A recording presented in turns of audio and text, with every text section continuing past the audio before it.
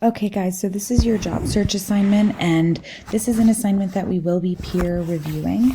So I just want to go over the basics with you. There are 3 parts that you'll actually be submitting. One is really easy. It's just the actual job posting itself.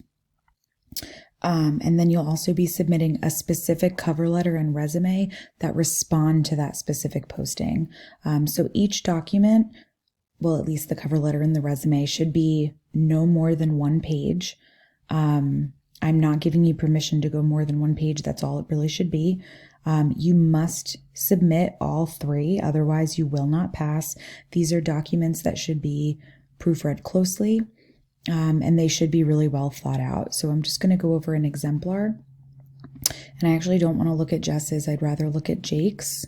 So here's Jake's, and remember, this is just the job posting. He's applying to the BMW group. I want you to apply for well, you don't have to physically apply, but I want you to choose an application that's reasonable and rational. So if you're a freshman, you're not going to be applying for a teacher position because you can't be a teacher as a freshman. You have other requirements to go through regarding your education. So it might be an internship. It might be something that would count as a summer gig, just like this special events summer intern. Or if you're a senior, I guess you might be able to apply to positions because you're actually at that point in your schooling where that makes sense. So that's the first step. As you can see, I've just highlighted a couple of things in the job posting that are important for Jake to address in his cover letter and in his resume. So I'm just going to read some of these major components off. And this is what I recommend doing once you find a job posting, is just highlighting, bolding, or taking notes on what you really need to make sure you're addressing. So here they're really looking for someone who has experience in planning major events. They need someone who can really help coordinate all event logistics, someone who can help with recruiting and organizing volunteers and committee members, someone who can help create a bunch of different promotional materials, someone who can also promote on various social media outlets. In addition to that, someone who, if the time arises, can coordinate celebrity guest appearances. And then they go over skills, and most job postings are structured this way, but students should have, the applicant should have excellent written or oral communication and interpersonal skills. And they should be able to communicate in a professional manner. They should be able to work well independently, but also as a team. They should have good writing experience regarding professional writing and journalistic writing, and they should be familiar with Microsoft Office, perhaps Adobe Photoshop, and maybe video editing. And you can see that the overall goal here with this is really tackling elements of fundraising and event planning. So making sure that you thoroughly understand what they're looking for will help you write the best possible resume or cover letter. So if we go on, we're just going to look at his cover letter, and there's a couple of things I want you to know. This should be in block formatting, and it's not. So when you go to your Microsoft Word options, you want to just make sure you're clicking justified or block formatting so that it's aligned equally, just like this, but on both sides. You'll see that it's no more than a page in length, and I just want to go over structure. So this should be your address, and it's totally okay if you put your Rutgers address or your permanent address at home. This should just be the due date of the assignment. You'll see how there's a space here and a space here. That's perfect. This is to whom you're addressing the letter. You do need to address the letter to a human, a person. So even if it just says respond to BMW Group Canada, you need to go on their website and figure out who's in charge of human resources, because you need to address the person by name. But regardless, it has Brian Hunt, his position, and then the address to where the letter is being sent. And then it just has Dear Mr. Hunt. Dear is always the right address. You never want to use anything else. You want to make sure you get the person's name right. And then there's a comma. The reply line is optional, so if you wanted to include that, go for it. And then you'll see that there's a couple of things that you should keep in mind. If we're just looking at his first paragraph, I'll just read it and then we'll talk about it. He starts by saying, I would appreciate being considered for the position of events marketing intern with BMW Group Canada. The opening came to my attention while searching for BMW marketing internship opportunities throughout North America. My goal is threefold: to assist a corporation I support in promoting products I admire, to gain more experience in the automotive marketing field, and to establish myself as an individual who brings unique and valuable assets and perspectives to BMW Group Canada so that I may be considered for a full-time position upon the completion of my undergraduate degree. I believe that this internship has all of the hallmarks of a position that could allow me to achieve and even surpass the goals I have in place. Since this is a summer internship, relocation will not be a problem. So he addresses a lot here. It's important to definitely start out your cover letter with what position you're applying to. So please make sure you start that way.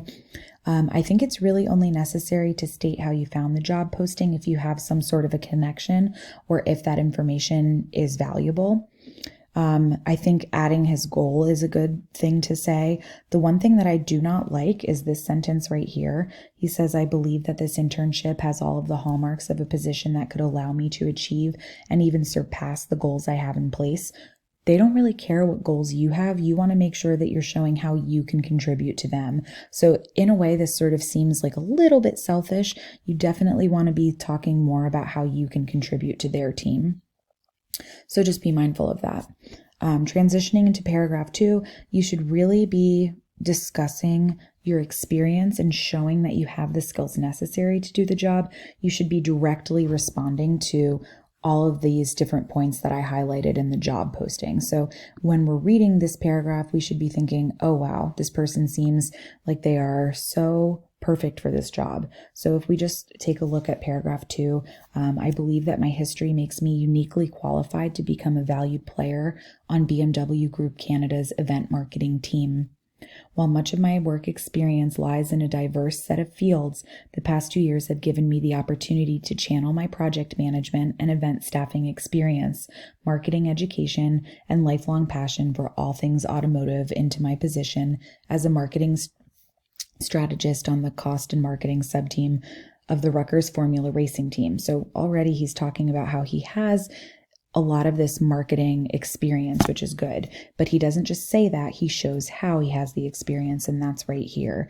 He says, as a member of this team, I not only get the chance to build a brand identity from the ground up, but I also have the privilege of working with a team of passionate, invested individuals to solve unique problems. So I think that that's great, but what I would like to see here is maybe an example of something that he's solved and why that's a great example of him as a person in this field.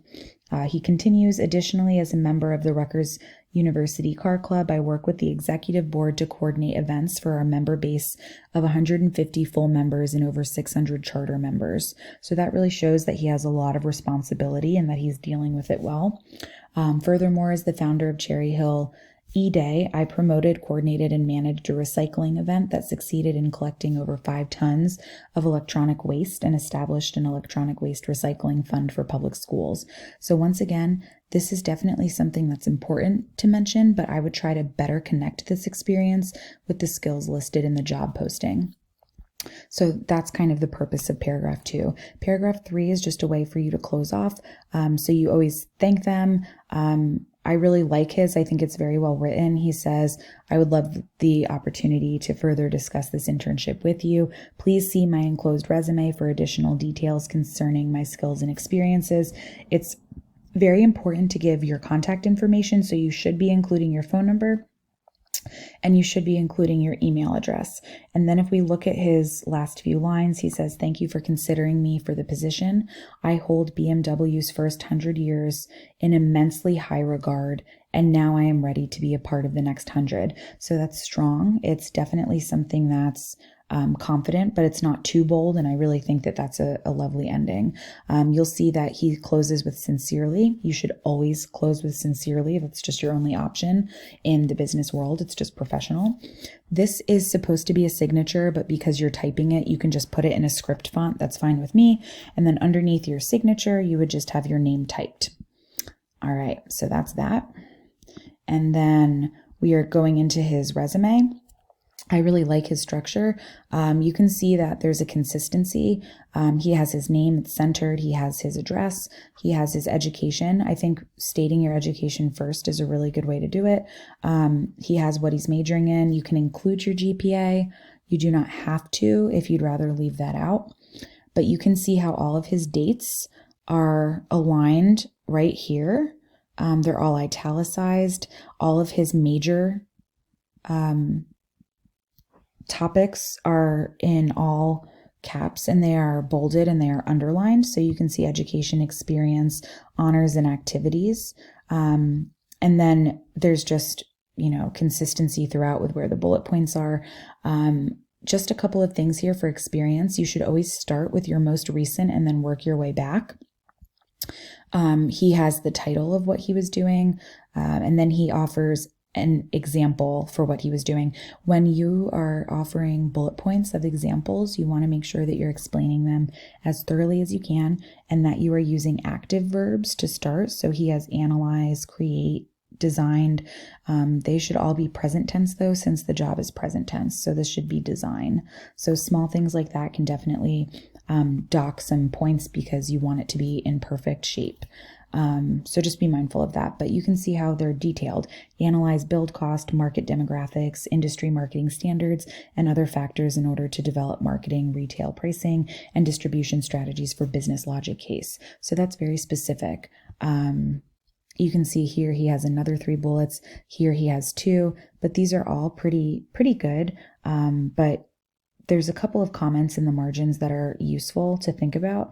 Was it chosen in a competition? It might be useful to say that if it was, because that makes it look a little bit better, a little bit stronger. Here, just using additional active verbs to show more specifically the experience. And then he has honors and activities, and these all seem useful, but you want to make sure that you're including additional bullet points. Having just one makes it seem less important and like your job was really easy, and it makes it seem a little bit underdeveloped. So making sure that you have at least a few, making sure that they are detailed, and also making sure that you are really showcasing your skills and abilities to match as closely as you can with that job posting. So just be mindful of those things. A couple of things to avoid: do not include things from high school. You really want to include things that are more present, things that you're currently working on. If you think it's something that's really an exception, it's something that's defining who you are, and it's really connected to the field that you're studying, of course you can include it then. But remember, if you worked at McDonald's or something like that and you're applying for a job that has nothing to do with the skills you learned there, I would avoid putting it in. But if you can somehow showcase your skills, like maybe you were a team leader and you had different management skills that you learned, you can definitely include that if you can use a job that seems unrelated and show how the skills match up. So I hope that that clarifies, but just make sure that you are using active verbs. What I will also do is post my own resume and cover letter, so you have another example, but just know that mine are longer than a page each, but they're just helpful for you maybe to steal some of those active verbs and just to see how different descriptions are used. So please, once again, let me know if you have questions about this, but this is an assignment that will be peer editing.